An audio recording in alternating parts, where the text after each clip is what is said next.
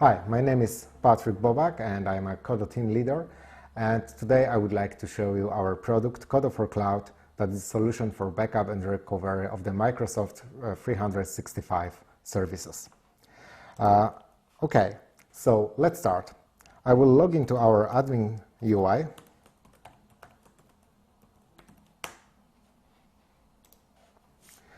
And the first thing we will see is a dashboard. Dashboard will show us the current status of our protection, the number of running tasks, so the number of protected users. We also can see the data transfer for the backup and for the restore operations, the percent of protected users, and the percent of protected sites. So we will start from configuring our tenant, so we can synchronize users, synchronize SharePoint sites, and start our backup. So let's go to the settings and to the Microsoft 365 organization.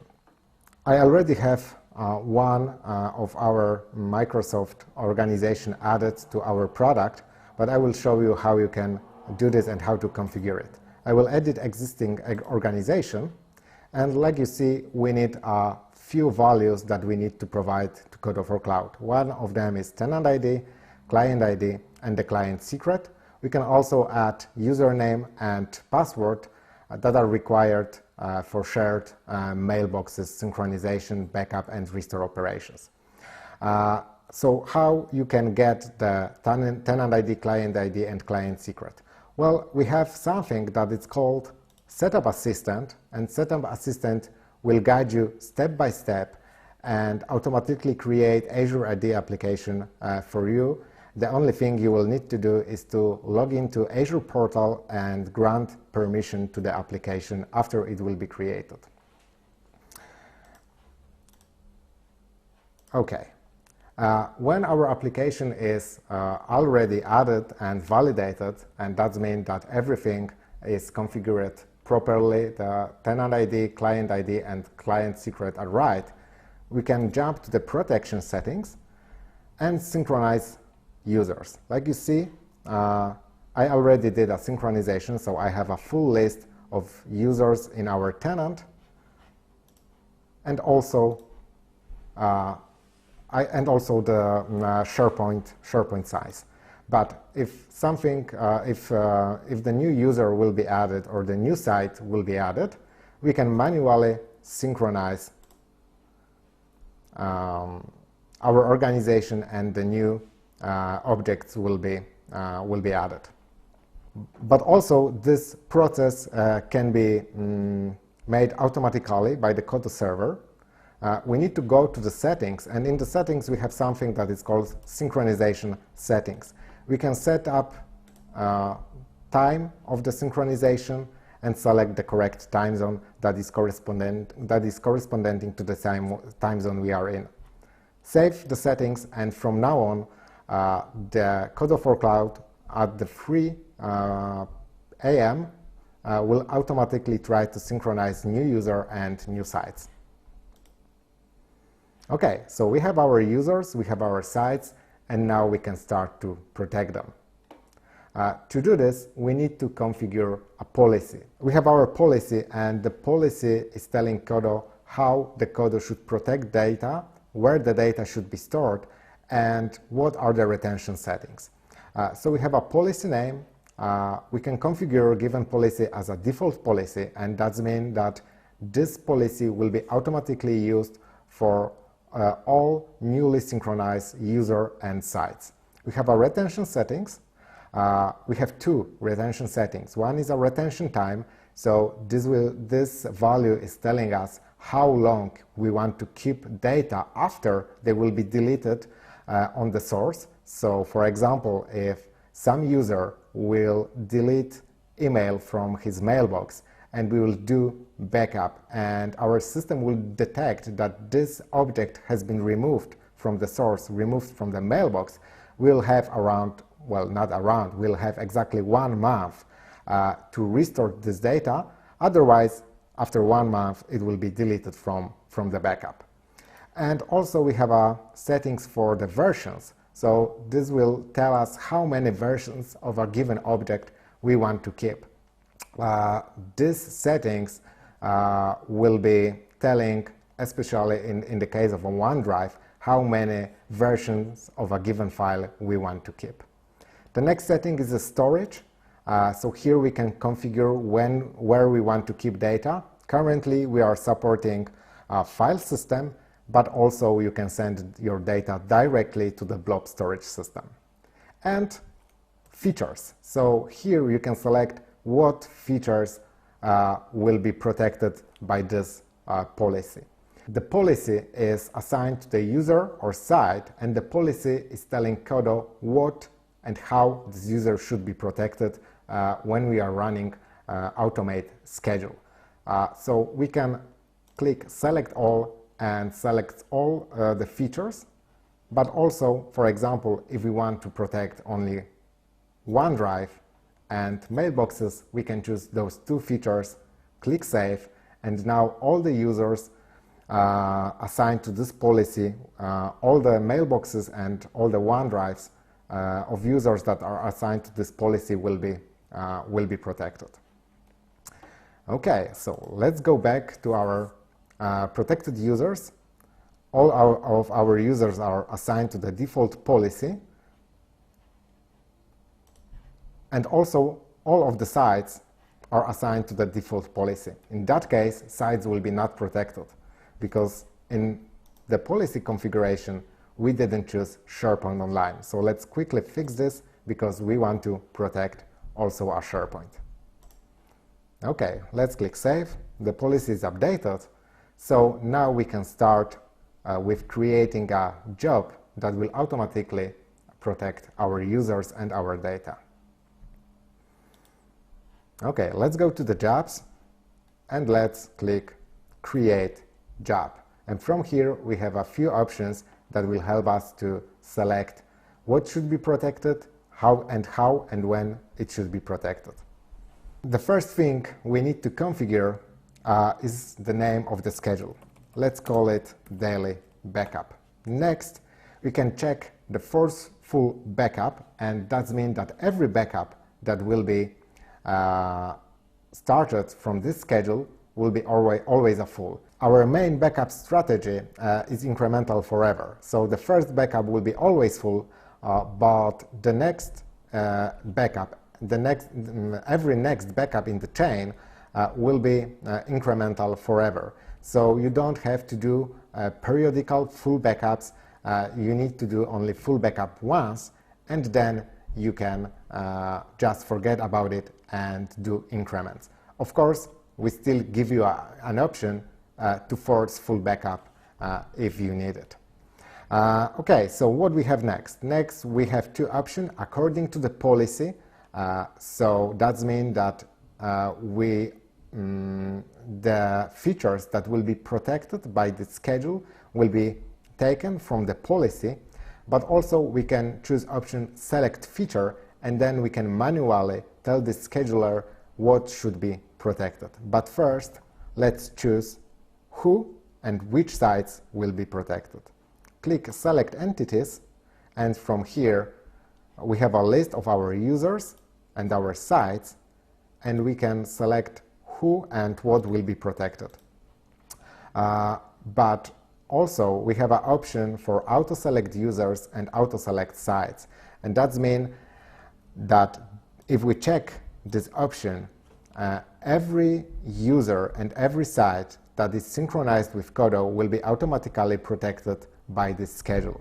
So if you will add a new user to your Office tenant, and the KODO at night will automatically synchronize those new users, they will be also protected in this schedule. So let's choose auto select user, auto select sites.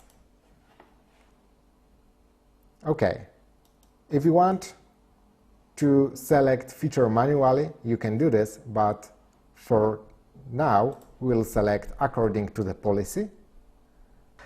Now we can go to the schedule and select when our data will be protected.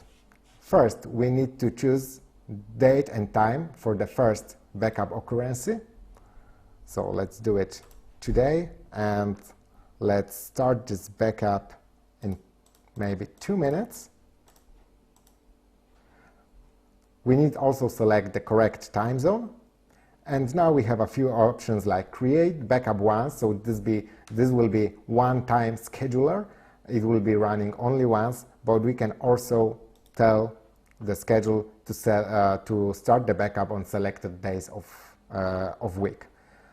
We can select all days, or we can manually choose that we want to start our backup on Monday, Tuesday, Wednesday, Thursday, Friday, Saturday, and of course Sunday. We can create backup every week, so it will be automatically created. The schedule will be automatically started every week, or we can simply tell our schedule to start every specified number of months. But for today, we will select days of week, and we will select all. Okay, back, and now the whole job is ready, so we can save it. Okay, job has been created. We have some information about this job, the next execution day, so it should start in 1 minute. We see that the schedule is active. Users and sites are selected for auto, so all the synchronized user and all the synchronized sites will be automatically protected. So let's wait 1 minute, and this backup should be automatically started. Okay, our job has been started, is in the queue state, so that means that all the tasks generated by this job are in the queue and waiting to be executed by the agent. Let's click on our job name. Let's click on our job execution, and we see the list of all the tasks that has been generated for this job. We see username, we see feature name, and the status of the task. So some of the tasks are in the queues, they are waiting to be executed, but some of the tasks from this job has been already started, and we can check the status here. Let's filter the data, let's filter the status by running. Okay, and let's try to refresh. Some of the task has been already done, they are in the complete state, and we have some summary information like number of processed items, number of success, number of skipped objects, and number of failed objects. And directly from here we can jump to the backup to check what has been protected. So in this case we have a user, Jonah Lawrence, and his SharePoint sites. We can check the content, document libraries. There is no data to display, so this user doesn't have any data in his SharePoint. We can also check lists.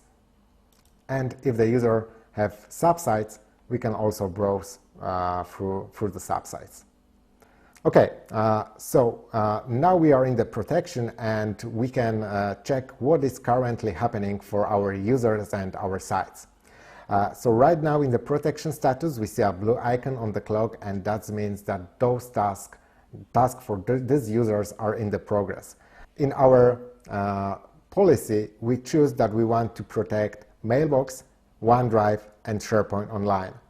So the icon for the Mailbox is lighting blue, and that means that this task is currently in queue and waiting to be executed. The icons for the archives, for calendars and contacts are gray because those features are not included in the policy and will be not executed. The icon for the OneDrive is also lighting blue, so like I said, this means that the task is waiting for the queue to be executed by the agent. But as you can see, some of the icons are already lighting green, and the color green means that this feature for this specific user is already protected. We can check the status, and we see that the OneDrive last backup has been made March 24. So let's try to click on this user and let's see what has been protected. Okay, we already see that for this user we have some data in the mailbox, so the task for this user has been already completed or is still working, but we can, even if the task is still working, we can browse the data. Okay, we can click on our user and check what data has been protected for this user. We have a mailbox, we can browse through the folders. Let's go to the inbox, we see our mails. They are protected, so now we can restore those data or we can simply download it to our local PC. We have archives, we have calendars, and we have contacts. For calendars and contacts, we will not see any data because they are not protected, they are not assigned to the policy, but we can go to the OneDrive and see that we have all the data from this user protected. We can browse through the folders, we can browse through the data, we can restore them directly to the cloud if they are gone, missing, or deleted, or we can download them directly to our OneDrive. We can download them directly to our PC. Okay, let's go back to our job and let's see how the status for our job is looking. So we have 91 tasks completed, 8 tasks in the queue, and 15 tasks running. So in few minutes our backup should be ready. So I would like also to show you how the calendars and contacts backup is working. So now we will try to do a manual backup that is not scheduled. So let's select all of our users. Let's click Backup. Select Feature. Now we want to protect only calendars and contacts. Let's go to the schedule, create backup once. We want to do this action only once. Okay. Now we can click Save. The job has been created. So let's go to the jobs. And it's waiting in queue, so it will be started in a few minutes. Okay, let's go inside, let's click the details. We see that the tasks are in the queue, so they are waiting to be executed by our agent. Okay, so like you see, our tasks are still running and they are running pretty fast, but we can go to the protection settings and we can try to find some user that has already some data protected, and we can try to restore them or download them. Let's choose our user Patty Fernandez. We have a mailbox, we have a calendars ready. Yeah, we see some events for the calendar. We have a contacts, but this user unfortunately doesn't have any available contacts, and we have a OneDrive with some objects. Okay, let's start with the mailbox and let's see what option do we have for our restore. We can click Restore, and that will trigger action to restore the whole mailbox. We can give a restore name for this job. So let's call it Patty Restore. We can restore data to another account, so we can choose from the already synchronized accounts if we want to restore data to some other user. We can restore the data to another path. So for example, let's say I want to restore all the data to inbox and add some additional layer of the folders. I can restore also delete data, and I can also choose to overwrite already existing files. Okay, let's click Save and Run. The restore task has a higher priority than a backup task, so as soon as the agent will see that the restore is waiting in the queue, he will start to restore data and the backup will wait. Okay, but if we don't want to restore the whole mailbox, we can select specific folder or even specific mail that we want to restore. Simply select the objects you want to restore and click Restore button, and as before you can choose the account where we want to restore data and choose some path. Okay, this folder will call PATI restore. And now when I click save and run, and the task will be executed by the agent, in the account of user Alex will be created a new folder called PATI restore, and we should see there all the objects that we have selected in this view. Okay, now let's try to download protected data directly to our PC. We can choose the objects we want to restore, click download, confirm that we want to gain access to the user data, and this will trigger action that will create a download task, and that will trigger the action on the agent. It will create a new task. This task will download the data from the storage, from the file system or from the blob, and then we can download it directly from our administrator UI. Okay, let's go back to our dashboard to see what is going on. In our dashboard, we see information about what is currently going on our server. So we have some running tasks, we see some information about data transfer, so we have some restore, and we have some backup transfer. We can see that our sites are 100% protected, but some of our users are not fully protected yet. So we have 4 users that are fully protected, 11 users that are in the queue, so they are waiting to be protected, and some of the users are not protected. So we didn't add them to the schedule, the backup task for some reason failed, or there is some other problem that need to be investigated by the administrator. Okay, I would like to show you one more thing that I think will be interesting for service providers. Let's log out from our admin console and let's log in as a KODO admin. So it's a role like a super admin, that is where from the KODO admin you can configure and manage the whole tenant.